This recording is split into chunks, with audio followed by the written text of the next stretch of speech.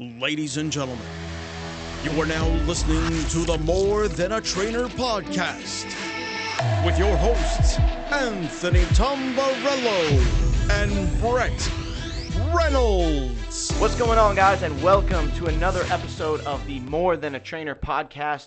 I am your host, Anthony Tamburello, and I have my right-hand man, my ace, with me, Mr. Brett Reynolds. How we doing, big dog? I'm doing good. How you doing, Coach? Doing good, man. Happy Thanksgiving. Hope you enjoyed it with your family. Everything was good? Yeah, everything was good, man. Chowed down, mom threw down, spent some quality time with the fam. Nice.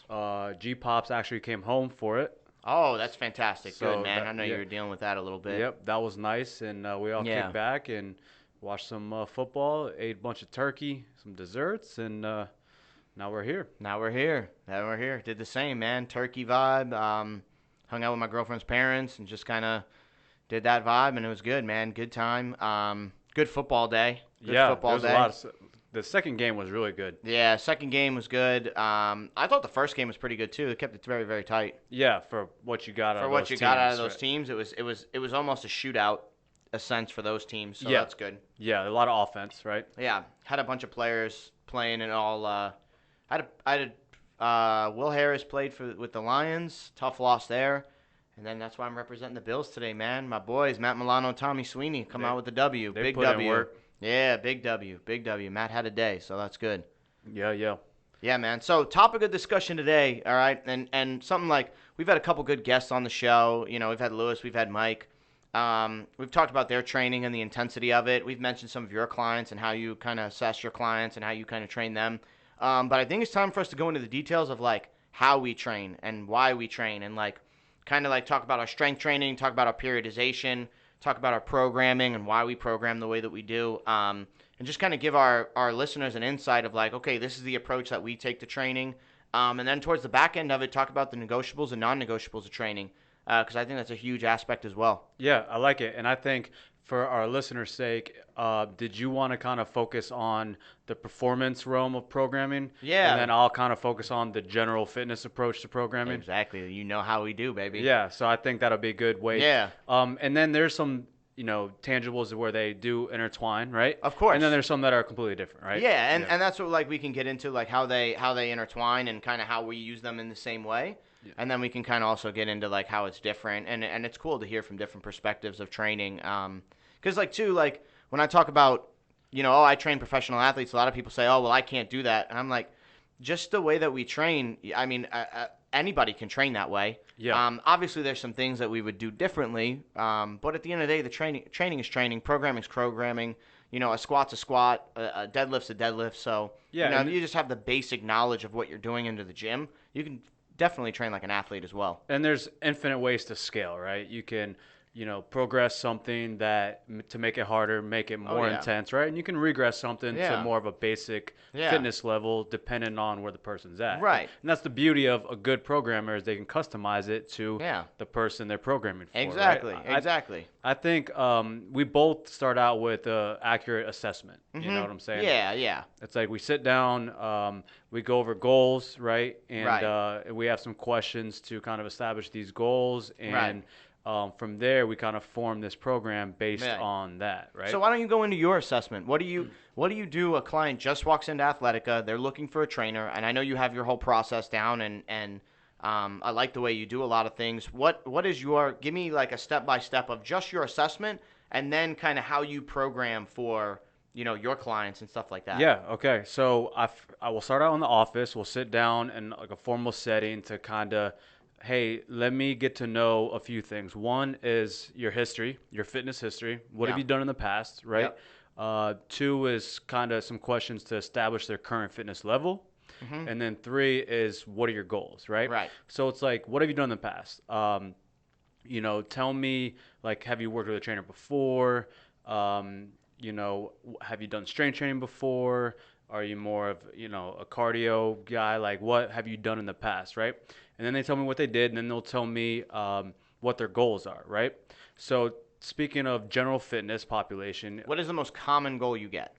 I want to lose body fat and build muscle. Yep, right? I would say that's like the number one goal that everybody has. Yeah, then they tell me that, right? And then I will form the program that will get them to achieve these results, right? Right. Now, what is the assessment? What is your first initial workout with your clients? So they tell you their goals. They want to lose weight, right? They want to lose body fat. They want to increase muscle. Like, okay, so from that conversation, then I'm assuming you take them out on the floor, right? And then what is that assessment and process look like? So it's typically a full body routine consisting of compound multi-joint movements, right? Okay. But also movements that I can scale to make harder or regress to make a little bit easier, Right. just to give me an opportunity to see them move, right, through Right. full ranges of motion, right? But it's traditionally some type of squat, some type of hip hinge like deadlift, okay, some type of overhead press, and then some type of core movement, right? Okay. And this kind of, depending on like if they have any limitations, any injuries, right, I can kind of audible like something they can do or they can't do based Right. on what their limitations are, right? But the Fantastic. goal of the assessment is to kind of see them, do they have any restrictions, right? Like I'm showing them an approach to help them build muscle and lose body fat, but I'm also seeing any type of imbalances, anything that they need to work on, right? Right. They came in today working on stuff that they want to work on, right? Right. So, but it's our job as trainers to give them what they want, but also what they need, right? Exactly. Yeah, you hit it on the head right there, man. Like, I think a lot of trainers are very, very focused on what their systems are, and they kind of tend away from what the client or athlete needs. Yeah, exactly. So like, I want to show them, if we're talking still about this assessment, I want this first workout to be enjoyable, right? Right. To be fun, to show them a part of this big picture moving forward, right? But I need to also sprinkle in, hey, if they have posture issues, we got to do some pulling movements to improve posture, right? Right. If they have some mobility restrictions, hey, we're going to add in some mobility, right? Some of the stuff that they need that's not as fun as, coming in and working out, right? Corrective exercise, essentially. Corrective, yes. And when you talked about us kind of going over our programming, there is prehab, rehab, some priming movements down the road, right? But Right. initially the assessment is like, I have these select few movements that I know a lot of people can complete, right? And then it gives me an opportunity to kind of see how they move and then show them part of this plan moving forward. Right. So I know your assessment is more of like some in-depth like performance-based stuff, right? Right. Yeah. Yeah. Walk me through your assessment. Yeah, so normally what I'll do, and I'm just going to talk, I'll let you talk about the client stuff today. I'll get into the athlete stuff today because I have two separate ones that I do. But for the athletes, when they come in, kind of same thing as you. We have our couches set up. We kind of do a kind of informal, formal, sit down. Most of the time I know how their season went. We stay in contact. But if it's a new athlete, I want to know any injuries, anything they have going on, any past injuries that they've had in the past, any limitations that they deal with. But, dude, I mean, the same process, similar goal setting. What are your goals? What are you looking to do from a physical standpoint, from a mental standpoint? I really get into the guy's why. Yeah. Why are they training? Why are they doing the things that they're doing? What is their purpose behind the training? So what? How do you word that, man? How do you ask that question? What is your why? What is your why? And I give them examples. Don't give me just some, I want to be the best, or some generic whys. Yeah. Really get deep into their why, right? Like I've read a bunch of books, and I've been contact with the coach Brett Bartholomew, who had The Art of Communication. Yeah. And so it was a phenomenal book to read. And I've talked with him back and forth, and it just kind of, he gets really, really in depth that there's four triggers as to why people do the things that they do, and why they train the way they do. And athletes, it's a totally different mental, capacity to what they're doing right now. Do you know the four on hand? If I was to be honest with you, I do not. Yeah. I don't have them. But I don't have them memorized. He goes into key four components on key components, and one of them's financial. One of them's family. The other two, I would have to go back and read. I haven't read it in so long. But most of the time is I kind of just ask the questions as to why they're doing what they're doing in a deeper setting than just, I want to be the best. Yeah. Right. That's so generic. Or I want to have a lot of money. You know, I want to support my family. Like, those are all just generic stuff. Like, deep down, like, what is the true reason that you're training? What is the true reason that you're playing the sport that you're playing, and why you want to play it at such a high level? Yeah, no, it's, you know, not to cut you off, but it's great to bring that up initially, right? Because when you go through some of the hard workouts or the days someone doesn't feel like training, you can always go back to that, right? And that's what the key is to that. It's a nice driving force. Yeah, and you like, know? that's the thing too. It was all about driving force, and that's why I don't really have all 4 memorized. I kind of just have the ones that I know, like, what is the driving force as to why you're training and why we're doing what we're doing. Because you can essentially take the off season off, show up when you need to show up, and just go play your sport, right? You've done it your whole life. Why get into an off season? Like, especially right now, I'm in baseball off season. You know, I'm in the MLB stuff. Why are we starting in November when we don't pick up until March, right? Like, why are you taking that many months, you know, prior, those many days prior, and dedicating your off season to training and making sure you're fit?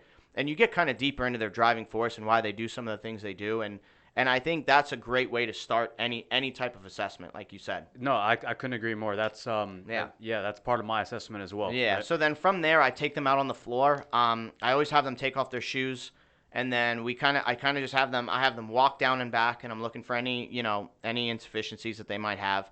Then I have them jog down and back. I make them do a squat. I make them do like you hip hinge. I make them do like ankle mobs. I make them do I get them on the treadmill and kind of run them a little bit, kind of see how their running pattern is. And then just take in what, shoulder mobility as well, especially in baseball and for quarterbacks like Gardner.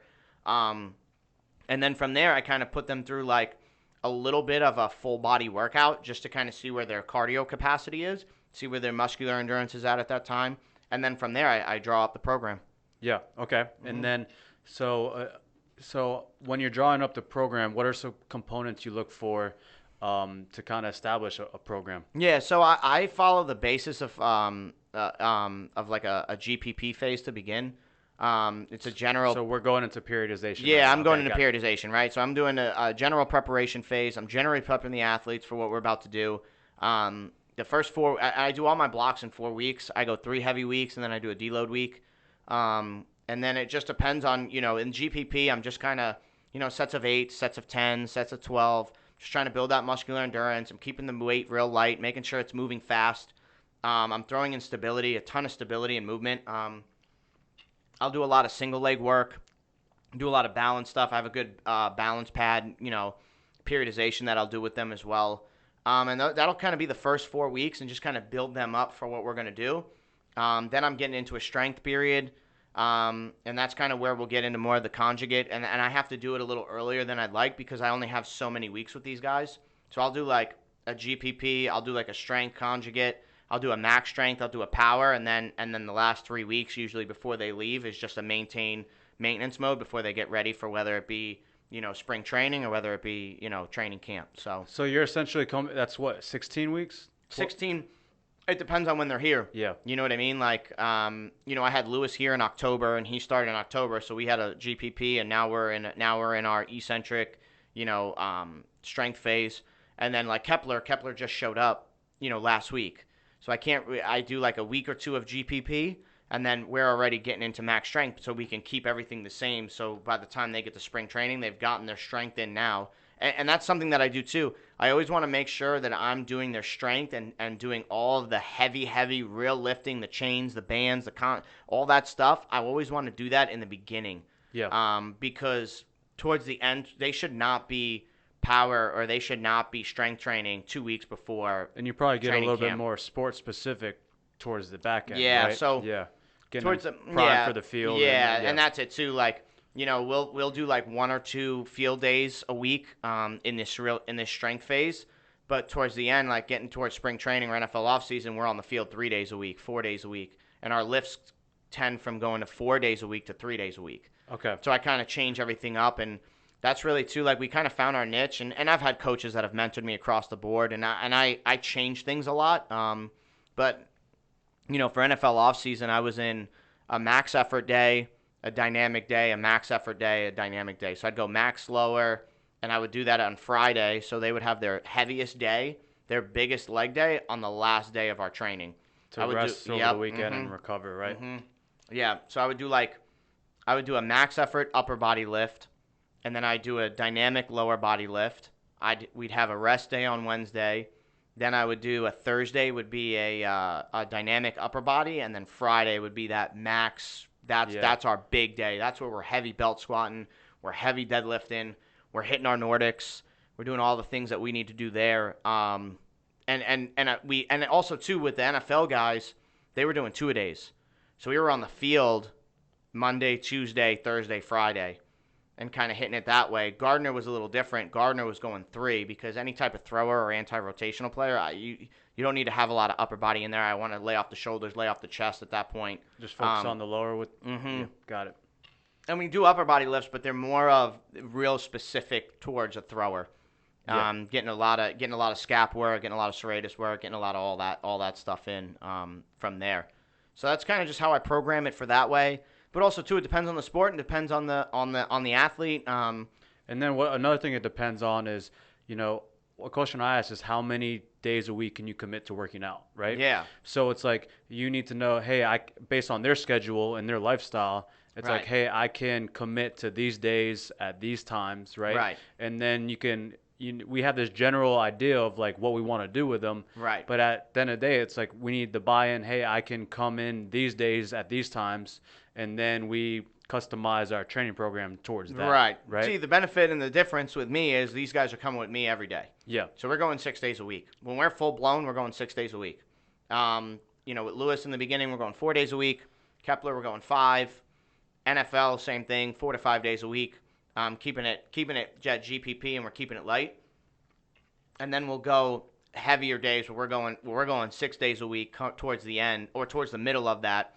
And then we're going back down to like 3 or 4 days a week right before they get ready to go to either spring training or NFL camp. Yeah. So from a standpoint of like how long a program is, right? Would you say you go 4 weeks in one periodization and then another 4 No, week so change? So I'm a 4-week periodization. We'll go 3 weeks of our heavy. That's when we're getting into it, and then we're going to deload week. So I'm you either go 4 weeks hard, one deload week. 3 weeks hard, one deload week. Start Switch up the periodization. So we'll go GPP, then we'll go into our strength, which will either be eccentric, conjugate. That's where we're really building our strength. Then we'll go into like a max strength / power, and we'll do that for 3 weeks heavy, and then do the deload week, and then we're in a maintenance week. So it's essentially a 4-month program that we'll have these guys on. Okay, yeah, and it's kind of similar to me. I'll switch it up every 4 weeks, right? And in terms of a general fitness approach, what I'm switching up is their workout split, their weekly workout split, to where, if I were to say a general approach, the regular person is coming in to train with me 3 days a week, right? Like a Monday, Wednesday, Friday, a Tuesday, Thursday, Saturday, right? So majority of that is a full body style split. Yep. Okay? Are you push pulling? So that I'm changing that month to month, right? So sometimes it's a push, a pull, legs. Okay. Right? Sometimes I'll go push and pull, right? Legs, back to push and pull. Now that push and pull is upper body or full body? Full body. Okay. Full body, right? Oh, so you're really taxing the legs then too. I like that. But essentially they're getting the day off right after, right? Right. Yeah. They're coming in Monday. So for instance, they're getting a 24-hour recovery at least. Yes, Yeah. right. And on days, some clients, they want to come in and do some extra on their own or whatnot, and it's kind of like a GPP stuff, right? Yep. I either, I'll say, hey, get on, just some light movement, right? Just move, whether it's go for a walk or go on the Stairmaster or jump rope or some type of conditioning in like the turf area and the functional area. So it kind of depends person to person, right? Right. But it's like that split will change the following week because it's a good opportunity to kind of keep training fun for them. Of course. Right? So, and I'm doing that through different workout splits. Right. So you're not doing the same thing over and over and over again, right? No, and so when, we're kind of talking of like how we can have, personal training clients still train like athletes. I'm doing the conjugate method with my clients and they don't even know it, right? Right. So like, say if, we talked about the month-to-month periodization, right? But if I were to say, let's go a week, right? And then even we can kind of get into the day-to-day after, right? So like Monday would be some type of deadlift, like a max effort day, pull, right, deadlift, and it's like either sumo deadlift, a conventional deadlift, a trap bar deadlift, or something like that, right? And then I'll go into the upper body push pull, right, and then finish out with some either like core conditioning. The next day will be some max effort push, right? Either a bench press, overhead press, and then Friday would be kind of like a more of like an auxiliary day, like like a beach workout or something. Right. So you're lines. doing a lot of aesthetic stuff, and then you're throwing functional training in there as well. For sure. Yeah, and you can still get a lot of aesthetic benefit from doing these heavy compound lifts. Oh, right? yeah. It's functional bodybuilding. Yes, that's your staple. That's what you really like doing. Yeah, well, it was kind of blended like that over time, right? Like I started bodybuilding, then I did CrossFit for 3.5 years, right? Right. And then I kind of dabble with some powerlifting, so it's like, it's like a full blend, right? Of course. Yeah, that's good, man. That's good. So, what would you say your number one philosophy is for your style of training? What's your number one philosophy that you live by? Can you elaborate a little bit more on the question? Like what is your philosophy? So for me personally, it would be like I want to do the simple movements. Like I need my athletes to do all the simple movements ferociously well. Yeah. Oh yeah. Same. That's my number one philosophy as to what I'm doing. Right, like my whole goal is I'm not going to do the flashy shit. I'm not going to do the flashy stuff. I'm not going to do the stuff to get likes and followers in this social media era. I'm not going to do the things that's going to tax the athlete so incredibly high for no reason, right? Movements that are just absolutely absurd. And there's a bunch of trainers that do it that way. But for me, like my philosophy is doing the real simple movements ferociously well. Yeah, like, it's mastering the basics, right? There's a reason why some of these movements have been around. You go back to all of these years, right? Because they work, right? Yeah. So I would say same thing. And you just periodize them. That's all it is. Yeah, you master the basics, right? And what I also do is I focus on building strength for the general population because chances are if they're building strength and their performance is staying like on point, then their body's going to change. And it's not so like if you worry too much about aesthetics, right? It's more like focus on strength and performance, and then your body changes right along with it, right? And fantastic. it's like that's a fantastic way to look at it too. Well, it's those two, right? Because if we just focus on aesthetics and how you look in the mirror, right? Like that's kind of some people will build some insecurities and they're like they can be discouraged for some reason. It's like, hey, let's focus on strength and performance. It's fun. It builds more confidence. And then when you see the changes in the mirror, it just doubles down on the confidence. Right. It doubles down, and then you know that your program's working, and that's when you really, like you said, you double down on it, and then you just go all in on, hey, this is what it's going to be. Yeah, and then also to go back to your question about my philosophy, I'm keeping the long term in mind. Okay, I like that. Right? It's like, what can we do forever? Right. It's like, yep, exactly. How can we work out in a way that we can do forever? It's not some short-term fix. It's not let's go real hard 2-a-days, right? And when I'm asking them what have they done in the past, and they're telling me I've done this, and I'm like, okay, so this is going to be our baseline. We're going to strength train 3 times a week. We're not going to miss, okay? And we're going to do this for the rest of your life, right? Right. And if there's someone that says, hey, you know what, I actually want to go 5 days a week, I want to go 2-a-days, and I ask them, what are you doing now? And I'm not working out now, right? Right. So then it's like, okay, let me dial it back in. It's our job to manage expectations, right. But at the end of the day, I use the word forever a lot. Like, can you do this forever? Can you train in a way forever? Can you eat this way forever, right? Right. Because that's the most important. I'm trying to teach lifelong fitness. Well, it's also, too, I think it's you're teaching long-term instead of short-term, right? You're not going to get the instant gratification that you want with that style of programming, but in 2-3 years, all that effort that you've put in and you've stayed consistent to the plan, your long-term results will start to show at that point. Yeah, and then what, for the personal trainers that are listening to this that are new in the game, I want to make them aware to never, ever hold anything back from your clients because you think if they know this, they're not going to need you anymore. Right. Like I really approach my personal training clients with the concept of making them more self-sufficient. Right, of course. And I don't want any trainers to think that, hey, just because I'm teaching them how to do this on their own, eventually they're not going to need me, right? That's not the case. If anything, you will retain and get a lot more loyal clients Of course. if you go with the approach, hey, I'm going to teach you how to do this, okay, Right. so you can do this on your own. Right. And then one step further, you can do this for the rest of your life. Right. And I think, too, like, look, there are reasons why clients choose to have trainers. And I've been personal training for 10 years, just like you. It's the accountability aspect. Yes. I think that's more important than the programming and them doing it on their own. So, like, if new trainers are worried about losing clients that way, that means that you are not doing something on the personal side of things to keep them accountable, to keep them coming back. Yeah, no doubt. And like that's the goal, right? That's the goal, is to, get them to do this in a way that is so enjoyable that they can come in and do some stuff on their own. They do the extra, right? Because they see the value in it. Right, Right. exactly. And that's huge. And I can take that same to my athletes, right? Like, yeah, I don't have them for all year every day, right? But we're still building compounding interest and them still getting that accountability aspect, knowing that this program is built specifically for them, their performance, what they need to do. But I'm also teaching as I'm coaching, right? Yeah. I'm giving them the whys. Why are we doing this? This is why we're doing it. This is how it's supposed to be done.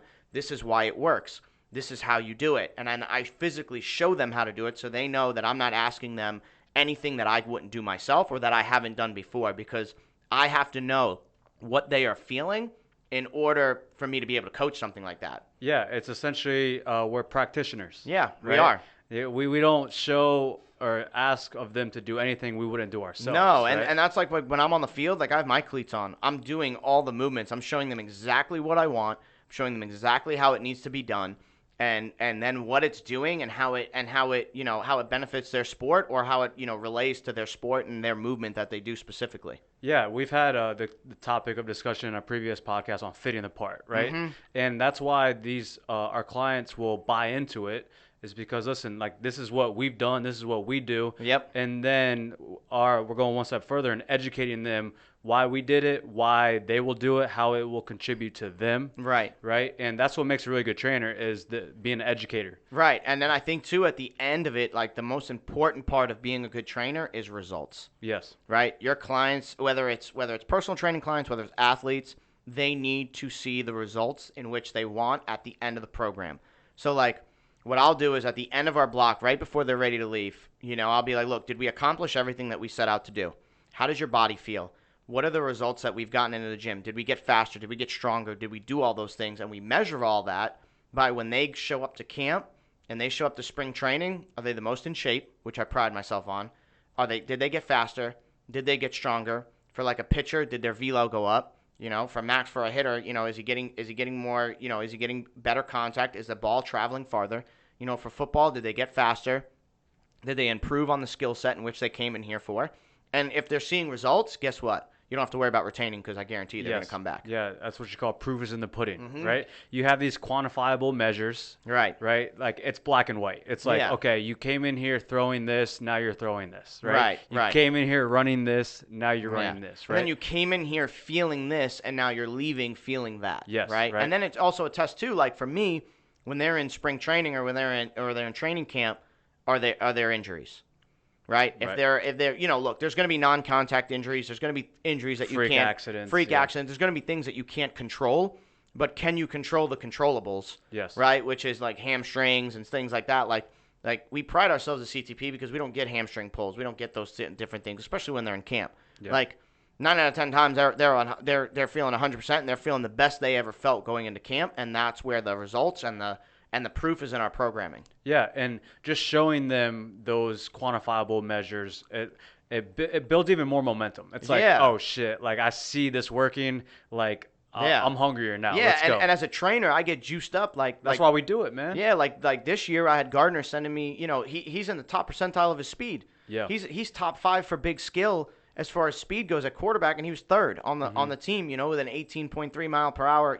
That's huge for someone like him to be sending me that. Like that's that's showing that what we did in the off season worked. And there's nothing to argue about that, right? It shows, right? Numbers don't lie. Numbers don't lie. And the feeling of the players don't lie either. Yeah. Like Matt Milano going in telling me this is the healthiest and the fastest and the strongest and the most in shape he's ever been. Like all my guys, I pride on them. You know, they all get a conditioning test when they show up. Like we had it too. Yeah. Like they all crush it. And them crushing it and saying like, yo, I could have done more. That means I did my job. Yeah. Yeah. And it's all about just doing your job. Did the programming that you put in place, did the periodizations that you did the strength and all that stuff from the assessment on, did all of that stuff lead to them feeling their best and proving the results that you wanted? Yeah. Yep. It's the same over me, man. Like from a general fitness standpoint, it's some of these quantifiable measures. It's like how are your jeans fitting, right? Right, or like, right. You know, your progress picture. When we first started, I took a picture, you know, whatever, January 2nd, and then I checked it again 3 months, and it's black and white. It's night there. and day difference, yeah. It's night and day difference, right? You know, we took a body fat test. The body fat percentage went down. Right. You can't argue any of this. No, you can't argue that stuff. And it's also, too, like how they feel and how much more conditioned they are in the workouts 3 months later than when they were when they first came in. Yes. Right? Where, like, a workout that might have been a GPP, just general prep, gas them. Come 3 months, you're throwing heat at them, and they're crushing it, right? They're eating it up, and they're just like, give me more, give me more, give me more. That means that what you're doing is working and proving results. Yeah, and that's talking physically, right? You can even talk just as much of an argument for mentally, right? Like just their change in how they're daily habits. Yep. Their daily habits. Yep. What they're doing, right, day to day, how Yep. they're talking, like the increase in confidence, right? Fitness has become a priority. The aura, right? The aura, you know, right? Yeah, you can tell. You know when they come in, right, and they're juicing it they're like just fucking glowing, bro. Yeah, and that's like too. Like I have clients that started out with me 3 times a week, and I have one that, you know, I have Kelly who trains with me 5 days a week because just and she lives to come the next day and train, right? Yeah, she lives to, like, her priority is no matter what, I'm not missing the gym. Yeah. I'm going to the gym. Like her schedule will revolve around the gym, and once you start getting people to like have that. Not only are they physically feeling good, but they mentally are just performing better in every aspect of their life. Whether that's like for Kelly being a mother, you know, being a spouse, being a friend, being just her everyday aura, like we just said, is so much better because she's dedicated to physically improving on herself every single day. Yeah, and that's making the process enjoyable. Exactly. Right? And you going back to the long term, right? Like long term, keep the process enjoyable. So essentially they can't get enough, right? They can't get enough, you know? Like they're like outside of the hours we're meeting up with them, they're texting, you know, and they're talking about their mini wins, right? They're talking about, you know, something that changed, right? They're talking about them going the extra mile, them doing extra. Right? And when they start doing that, that's when you know you're winning. Yeah, that's when it's like you built a freight train that can't be stopped. Can't be stopped, right? So. And that's awesome, dude. Like, so give me an example, and you'll give one, and I'll give one, and then we'll kind of wrap up here.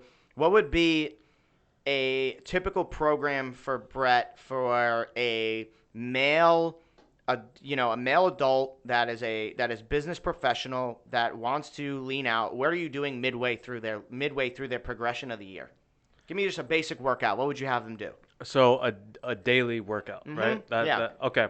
So we're gonna do mostly the compound movements, right? So if we're looking at movement patterns, right, it can come down to some type of squat, some type of hip hinge, some type of deadlift, some type of upper body push, some type of upper body pull. I like that. So it's those 4 foundational movements, right? Yep. And I am varying those in hundreds of ways. Yeah. Right? So that's kind of the core foundation of what this person is doing, right? Because those movements, they burn the most calories, they build the most muscle, they transfer into life the most. Right. Right?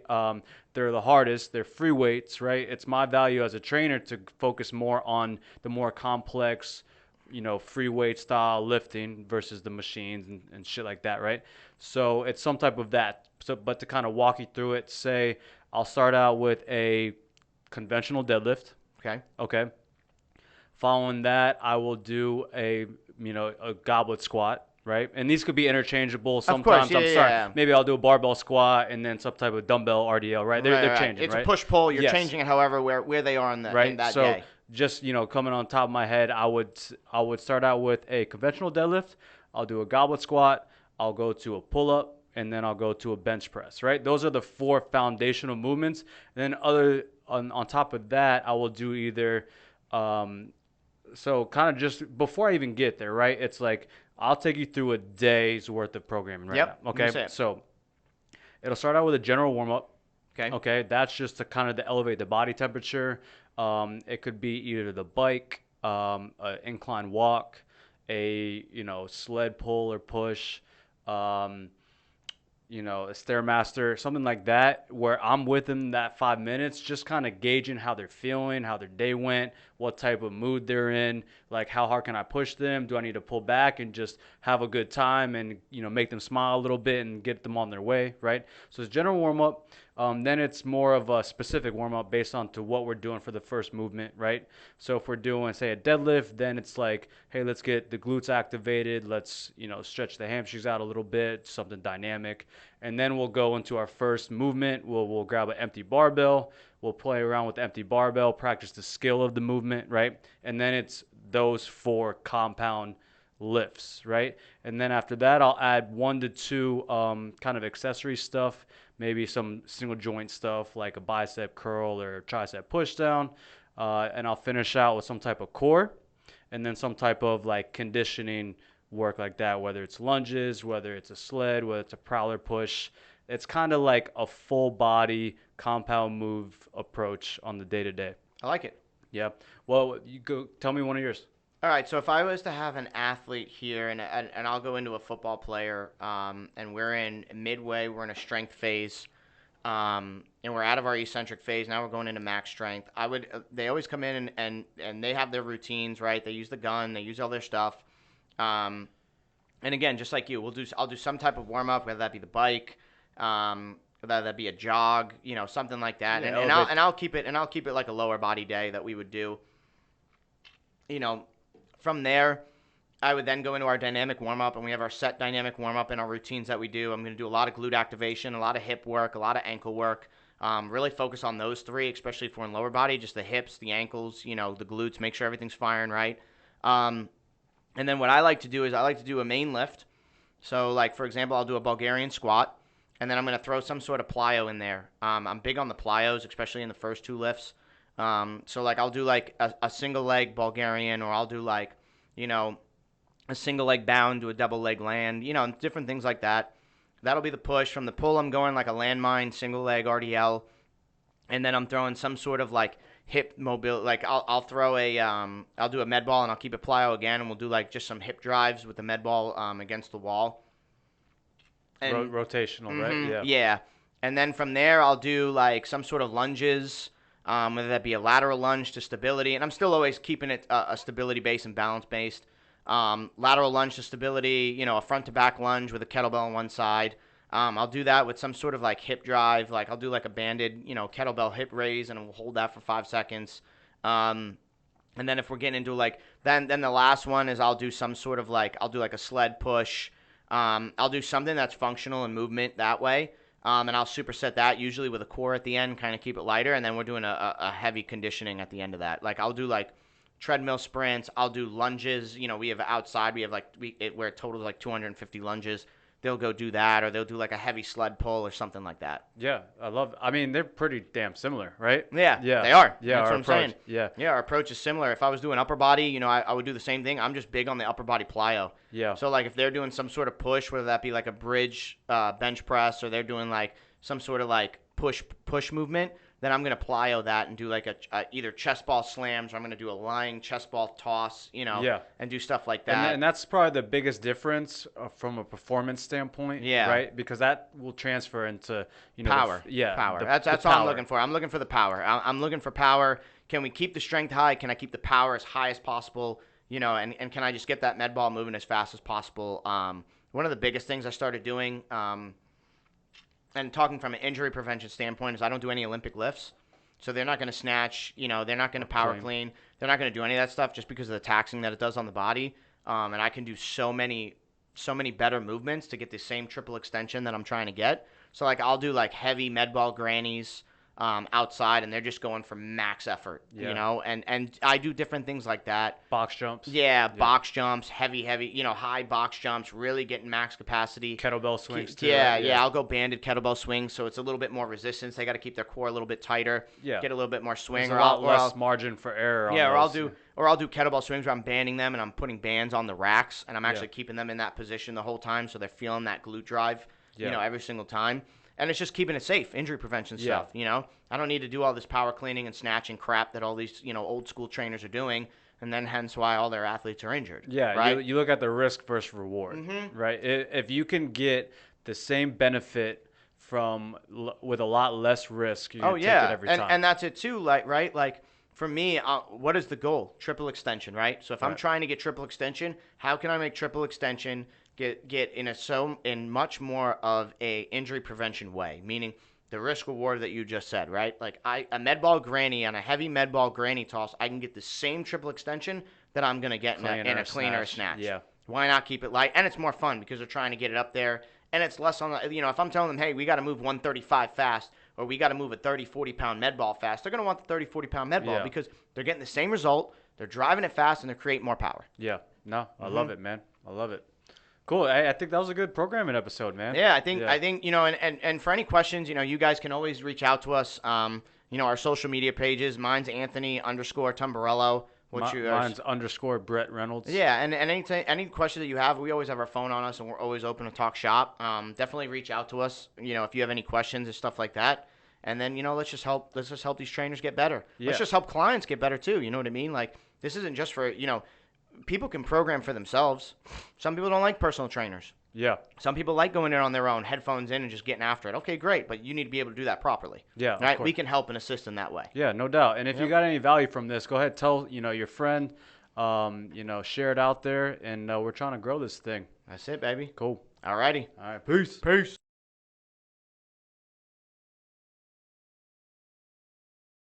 TFG. What's Gucci? We're back. We are back. So, we're going to start this episode like this, okay? And I'm going to take some shots, and that's fine. Take out your notebook. Okay, listen up. If you are, and Chad has been atrocious this year with this, do not take a fantasy advice from someone in our league if their name is not etched on the trophy. If you haven't been there. If you haven't been there, you can't talk. If you haven't sustained the whole year and gotten your name on there and done the moves that you need to do or did the things that you need to do, stop giving fantasy advice. Because guess what? You need fantasy advice because your name ain't on it. Facts. Like, I'm sick of it. Facts. I'm sick of it. Like, just, stop giving fantasy advice if your name is not on that trophy. Everyone's an expert, man. Everyone. Oh, my God. Like, sickening. It's sickening. Everyone's an expert, and they haven't been there. They haven't done it. If they haven't been there and they haven't done it, then stop taking advice from them because they clearly don't know how to do it because they haven't done it. You're not going to take financial advice from someone driving a Prius. Facts. You're just not. So why are you going to take fantasy advice from someone who's never won a championship? You're not going to go to a dentist that has fucked up teeth. Yeah, right? Like, come on. You're not going to go to a trainer that doesn't wear the tank top to train you with the arms looking juicy. You're just not going to do it. Just not going to do it. No, so apply the same fucking advice for fantasy, right? Exactly. Okay, so with that being said, what we want to talk about today is components that will enable you to win your fantasy league. Yes. Win TFG. Win TFG, right? Like, and we're at that point in time where, like, playoffs are getting closer, the margin of error. Like, we're in that week now where this is the axe week, I feel like. You know, call it whatever you want, but this is the witching hour. This is the witching week where, you know, winners become losers and losers become winners. Yep, and you can look at where you're currently at. Like, if you have a shot at the playoffs to go and do some damage, right? Like, this is the things that have happened so far that will get you there and hopefully, win it, right? Yep. And if you're not, and if you're on the brink of missing the playoffs or your fate has been decided, you can look back at what happened up to this far, right? And know, like, okay, this is what either happened or didn't happen, right? Correct. And so if we're going to the three main components on how to win TFG, right? Yep. One is your players need to stay healthy. That's the number one key. You have to have healthy players throughout. And if your healthy players go down, you have to take trades that you would not normally take in order to improve your team and still have a fighting chance. Yep. And Perfect example of this is Kamish. He did exactly what he needed to do at that time to take his team and put it into a winning situation. Yeah, he had a huge injury with Derrick Henry go down, right? Yep. And then so after that, like Kyle did it too. I'll give Kyle props. He had McCaffrey, he had Barkley. He saw the writing on the wall. He said, "Okay, I don't know when these players are going to be available or if they're going to be available. They're injured." He dumped them, got better players, and now I think he benefits from that in the long run. Yeah. Don't think he makes the playoffs, but don't think he wins this week. But I think it benefited him in the long run that way. Yeah, and if these guys stay healthy, like if Derrick Henry stays healthy for Kamish, like he's probably the number one. He was the number one fantasy player. And I think he would continue to be because I didn't see any slowing down from him. Nah, I didn't either. And so that's what it comes down to is that's number one is staying healthy. Number two is luck. Luck. You have to have lady luck on your side the whole way through, whether that be with injuries, whether that be with trades. Because, look, even in trades, right, you can trade for a player or trade a player away, like kind of I did with Carson. I traded him away. Next 2 weeks, he's done. Yeah. Right? Now the guy's done for the year.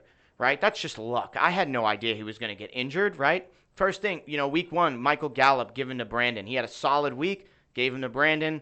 Little be known, he got sent to IR. I can't predict that stuff, right? Like you can't, those aren't things you can foresee, but you just need lady luck on your side. And you need luck when you're in the playoffs. You need luck when you're in the championship, right? Like I had luck that Derrick Henry sat for the championship game. That's pure luck. Yeah. Like you didn't know that was going to happen. No. I didn't know that was going to happen, but you know what? We look at it and that's what it is, and there you go. And I win a championship because of skill, because of non-injuries, and then luck. Yeah, and then you have the COVID shit. Like you can't predict that stuff. Someone gets COVID. Like, Aaron Rodgers gets COVID during a 10-day workout. He goes and hurts his little big toe. Shows it on national television.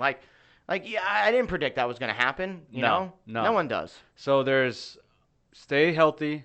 There's luck, and then the last one is your players having career years, right? Yes, I agree. And then we can kind of take it one step further is some sleeper players, or I wouldn't even say sleeper, but like unknowns, right? Yeah, like I would say you drafted someone or you traded for someone and you had an idea, but there wasn't concrete evidence, and then all of a sudden they have a career year where they set a touchdown record, they set a rushing yard record, an MVP season. For me, last year was James Robinson. Yep. I got him really late in the draft last year, and he ended up being the rookie rushing leader that year, right? Like, you didn't know that's going to happen. And then the career year this year, Jonathan Taylor for Dino. Yeah, Jonathan Taylor. Right. I can look back on it for mine too and say like I had Devontae Adams and Michael Thomas at their peak years. Like I had Michael Thomas in a career-setting year. Yeah. Guess what? Won the championship. Yeah, exactly. Right, like he won. He had the reception record. Right? Yep. And he had the most he had the most touchdowns he ever had that year. And one of my championships was Peyton Manning's MVP season, where he was just slinging that rock. Yeah. Right. What do you think is going to be that player in the championship? Not to the playoffs, because I think Dino's got it locked up for the regular season. Could have it in the playoffs if he stays healthy. Yeah. Who do you think is that player this year that really just steps up and just balls out in that playoff stretch? If you had to think of one of every player that's in there. I might take one of your guys, man, Eckler, bro. What he's doing. Yeah. He's a focal point of the offense. Bro. Yeah. He is. Yeah. All weapons they got, but he's still the focal point. He's still that dude. So, if he stays healthy and he fucking keeps crushing it, bro, like I could see him leading you to the promised land. Yeah, I hope so. Who you going I hope with? so. Not one of your players though. Not one of my players. I would have to go with and I've seen it before. I would say Justin Jefferson. Yeah. I see Jefferson going off. I think him and Kirk Cousins finally have that connection with each other, and I think just Adam Thielen there just gives more to Jefferson, and I just think he's going to ball out. You can't dude. double either one of them. Nope, you can't double them, so you got to respect both of them. They can both attack, and I just think Jefferson's going to ball out, dude. Yeah. Because I see Ethy making the playoffs, and I just see Ethy doing damage. Yeah, I wouldn't want to play Ethy. That's for damn sure. No way. Not with Nick Chubb, and Mike Williams will probably catch heat here pretty soon because now that Allen's been, been getting a lot of the targets, they're going to start to double him a little bit like they've been doubling Williams. So I think he's going to be fine. Yeah. If I'm looking down here too, like I just think him with Mahomes too. I think Mahomes is going to catch fire, dude. And I'm gonna hate to see it. But I think Mahomes just catches fire too. Yeah, I think so. I think Ethy's got a nice little sleeper team. Yeah. Let me see if I can pull this up. Yeah, I like Ethy's team a lot. I also too I like Kamish's team, and I think Damian Harris is going to do a lot of good things for him too. I really think he's the favored guy there. And as long as he can stay healthy, I can't see him. Digressing. Like everyone thought. Everyone thought I was crazy when I was like, he's avail. Smith and Harris, they were available for how long? And the commish hopped on him. So he could have made that move because he already had a good record, right? He could afford that Week 14 bye. Exactly. Right? He can afford the Week 14. If you had a losing record, you can't make that move. No. Right? No. So looking at the playoff picture, who do you see that is currently in it, guaranteed to be in it, that is having an early exit? Adam.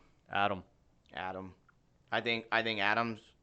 I just don't see his team doing well in the playoffs. Now, who do you see making a push? Do you think the Steph, the current 8 are locked? I think the current 8 are locked. A lot needs to happen for them not to. Yeah, I feel the same. And it's just like Kamish was saying on Wednesday, the points for these guys have to have the highest points they've scored all year for the next 3 weeks. Can they do that? To then go into the playoffs and continue that ride to get them to not have a first round exit. What is the wheel spin this year? I didn't have a this chance one to watch is the highest. I think it's the highest. Oh no, this week is the highest scoring loser. Again. So Again. Back to back. Back to back highest scoring loser. I think it might go to Kyle. I think him and I are gonna have a really, really close little battle here. I think Steph's in that running too with Yep. Other than that, I don't really see a highest scoring loser out of that.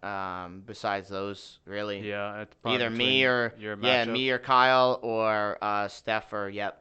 That would be my guess. Yeah, that's what it's looking like from projections right now. Yeah. Who do you think wins it? Or okay, how about this? Who do you think makes it to the championship? What are your 2 teams that make it to the championship? I think Ethy. I think Ethy's due. Okay. I was gonna take some odds on him to start the season off, right? And so I like him. I like Steve. Yeah. I like Steve or Steph. Those are the 2 that I really think will be in there. I'm not going to comment. I'm going to always stay confident and think I'm going to be there, but you never know what's going to happen. Nah, you don't. I'm looking. Could be Steve or Steph. Gods and goddesses could make it happen. I like Andrew's team too. See, I don't. He's having quarterback problems, bro. But his core 4, Godwin, McLaurin, McCaffrey, Barkley. Yeah. Barkley. I mean, Goddard's a good tight end too. I mean, his flex and his quarterback is going to be the difference maker. Yeah, the wild card. Yeah, the wild. Yeah, I think. I mean, dude, you talk about a solid 4. I mean, Godwin is essentially, in a pass-happy offense. McLaurin's the number 1 in Washington. McCaffrey is McCaffrey, and Barkley is Barkley. But again, what we talked about, can they stay healthy? If they can't stay healthy, it ain't worth a damn. No, it really is. If they're not on the field, right? Yeah. Yeah, I think if we're going back on, the 3 critical components on how to win it, if I were to look back, I think, I wasn't Aaron Jones going down hurt from an injury standpoint, and I did have some, early injuries. Chubb too for you. Yeah, Chubb. Those two were the huge blows for me, right? Which kind of forced. Hilaire too. Yeah. I mean, you have a healthy Hilaire, and he's the number one back there. Yeah, I mean, I don't think you're as concerned. Now, production is one thing, but having him there and being able to plug him in than trying to go on the waiver wire or trade is a lot more comforting than, I just if those injuries don't happen, I'll start with the Chubb. Right? I traded for Chubb. I gave a pretty penny for him, which I believe he was going to ball out, and he is, and good. I'm happy for Ethy that he is, right? But you had to make that trade for that week. We talked about it. You had to. So that was unlucky for me, was getting bit by the injury bug, right? And I think if that doesn't happen, I don't trade as much as I do, right? If I go back in time, obviously, hindsight is 20/20, right? But I would have traded a lot less. But at the end of the day, I wasn't really catching any breaks from the beginning. Where I'm not making excuses, but I was, the highest scoring loser, right? Right. I fucking won that one, right? Right. And I was putting up $120 consistently, and I was still fucking losing. Even by a point, right? And if you go back to again, I'm not looking for a fucking pity party, but a lot of my fucking matchups I came within fucking 3 points and I lost. Right. And then if I wasn't fucking within 3 points, I put up one fucking 20 and they put up one fucking 60, right? Right. So the luck wasn't there. I got bit by the fucking injury bug, right? Right. And I had a lot of like consistent performers, but there wasn't one that fucking popped. That's like that motherfucker's having a career year and setting the touchdown record. Like I never had that, right? Right. So I feel I have that in Eckler.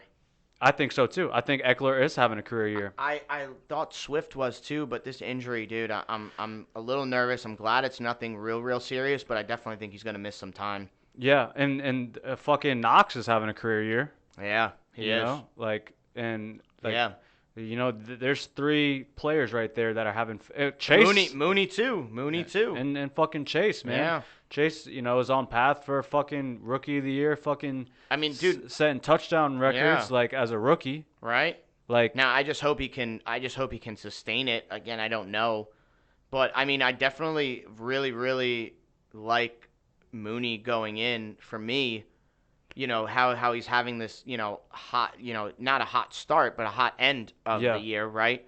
Like I was comfortably able to sit Judy, knowing that Mooney was going to perform. Yeah, and he has been. Yeah, yeah, no doubt. So you have the components, and that's why you're, going to the playoffs. Yeah. Whoa. I mean, like that's what I'm saying, bro. Yeah. Like, you got these guys that are balling out, having career years, and you haven't really suffered any, severe injuries. Yeah, I haven't suffered that have put any you in guys, a vulnerable spot. Yeah, I thankfully haven't had any guys go on IR or anything like that. And that's why you were able to be very you know. successful this year with trading. Mm-hmm. Essentially, you had, the health to make moves that were in your favor. Yeah. Right? I had healthy assets that could be moved that were performing, and I dumped my guys when they were performing. Yeah. I didn't. The only guy I didn't really dump when he was performing was Mahomes. But Mahomes is you're trading for Mahomes for the upside. Yeah. Huge upside. But like when I traded Smith and Harris, like they were not. I mean, Harris was balling. When I was trying to trade him before, I had no bite because they weren't really performing. Yeah. And then when it came down to it, like those guys were fucking performing. So those guys performing, it entices other guys to be like, okay, I need to go after this guy. Yeah, but look also who you got for them, right? Right. Oh, yeah. I mean, I do those trades with my eyes closed all day. Yeah. I just, this Swift going down, I really don't want to start Pirine or go off of somebody on the IR, but I think I have a healthy enough team and a solid enough team across the board to where I can take a week or two. Hopefully that's all it is. Yeah. And still, keep myself in the running. Yeah, you've got a lot of firepower elsewhere to, withstand a blow. Withstand a blow like that to Swift for a couple weeks. Yeah. Now, if it was IR, it'd be a totally different situation. I'd be sweating bullets. Yeah. Because then I'm relying on everyone but that. I think to end it, what do you think about the one running back that Kamish proposed? So fill me in, man. I didn't see the video. So he's proposing that next year in TFG, we don't go to a 2 running back split. We go to a 1. So we only have one running back that we have on our roster, and then he's still determining whether we put a flex player or someone else in there. I also been thinking too, the two quarterbacks. Two quarterbacks might be nice. Two receivers and two flexes might be nice. Me personally, I'm for it. Yeah, I'm old school, man. I'd rather keep it to RBs, man. I just think though, dude, with the way that RBs are getting injured and the way that TFG is in a 16-man league, like, dude, I just feel like, and again, it's all opinions like we talked about last week, right? My opinion is I think going to a one running back set will be beneficial for the league across the board. Yeah. And if you want to go a double RB and you want that in your flex, you can go for it. If you want a receiver or a tight end, you can go for it. So just what, a second flex then? Mm-hmm. Second flex or a second quarterback would be my we haven't said the quarterback. This is the first time I'm talking about it. I wouldn't mind doing a 2QB set either, because quarterbacks are less likely to go down than RBs. Yeah, that's a and good especially point. in a 16. Look at our draft. By the time we get to 13, 14, there's nothing left. Yeah. Right? Like, and now you have to go and pull a second one from there. And yeah, there's a skill in finding the rookies or finding late round guys like a Fournette or a Robinson and stuff like that. But I mean, I just feel like, especially going into next year's draft, I could see all 16 being running backs just because of what happened here. I could see the whole first round going running backs. Yeah, it could. You know? Yeah, I'm still voting against it, man. Okay. And you have the right and the opinion for that vote. You know what I mean? I'm going to vote for it.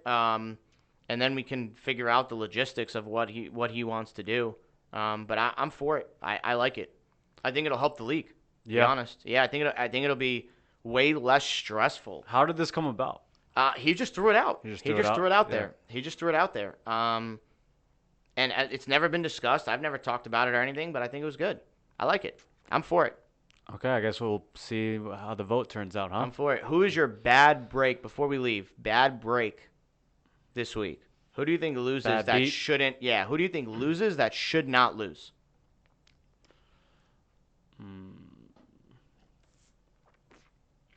Look at it. Look at it. Look at it. Look at it. I see Kamish losing. Same. That's who I had. I had Kamish. I had Kamish losing, and he shouldn't lose, but I think he is. Cody's going for the bubble, he says, huh? He wants the bubble. He wants to be bubble boy. He wants to be bubble boy. Out of everybody else, I see Dino too. Those would be the two. You pick Kamish, I pick Dino. He should have won this week, but I don't know. It's not looking. I mean, Zeke going off. He had Wilson go off. He had 18 points from Buffalo. Kicker did decent, and just who he's got going. I just think Hurts has a good game against the Giants. A.J. Brown is a focal point right now. I see David Johnson doing work versus the Jets just because, and Andrews has been solid, so I see him putting up a lot of points. I think Dino's team's gonna perform like they normally do, but I just don't think it's not gonna be enough. I think 4 points out of Sanders is gonna hurt him. I don't see Taylor putting up 20 points versus that front seven of Bucks. I just don't see that. Yeah, I think eventually they're going to stack the box. Yeah, they're going to start stacking the box and Make force Carson Wentz Wentz beat him. Yeah. Yeah. So that's it, TFG. Yeah. That's what we got. If you got any cues, to put it in the chat. We do this every Friday or sometimes Thursday if we need to. Good luck to everybody. I mean, this is it, man. This is crunch time right here, baby. This is where winners become losers and losers become winners. Yep. And stay healthy, get a little lucky. Yep. And if you guys got popping off on career years, I hope they continue it throughout the playoffs. Yes, sir. Peace. Thanks for listening to another episode of More Than a Trainer. If you've got any value from this, click that subscribe button and share with your friends. We have new episodes every week.